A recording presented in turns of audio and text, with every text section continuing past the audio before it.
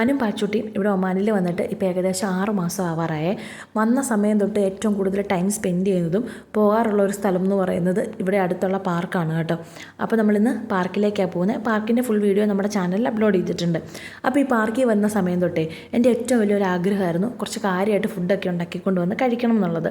അത് വേറൊന്നും കൊണ്ടല്ല, ഇവിടുത്തെ ഒമാനീസൊക്കെ അവരുടെ ഫാമിലിയായിട്ട് നിറയെ ഫുഡൊക്കെ ഉണ്ടാക്കി കുറേ ടൈം സ്പെൻഡ് ചെയ്യാറുള്ള സ്ഥലം എന്ന് പറയുന്നത് ഈ പാർക്കാണേ.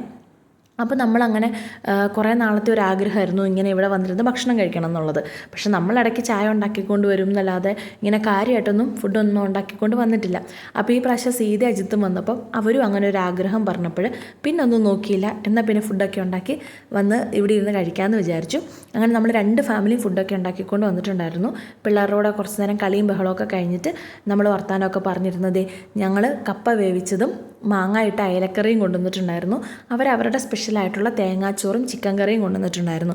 ഞാൻ ഈ തേങ്ങാച്ചോറ് ഫസ്റ്റ് ടൈമാണ് കേട്ടോ കഴിക്കുന്നത്. നല്ല അടിപൊളി ടേസ്റ്റായിരുന്നു.